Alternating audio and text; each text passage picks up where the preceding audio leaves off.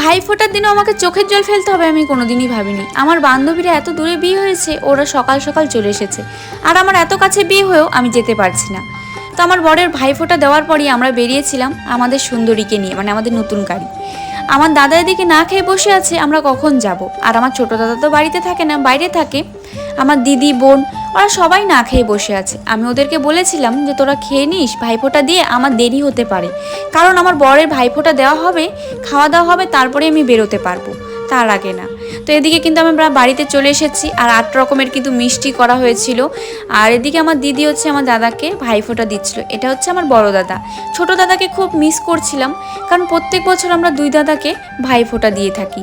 আর এদিকে আমার বরকেও ভাইফোঁটা দিয়েছিল আমার বোন, কারণ আমার বোন আমার বরকে দাদা বলে ডাকে, সেজন্য। আর আমরা রাতে বেরিয়েছিলাম সবাই মিলে ঘুরতে যাওয়ার জন্য কালী পুজোতে। তো কেমন লেগেছে ভিডিওটা অবশ্যই কিন্তু কমেন্ট করে জানাতে ভুলবে না।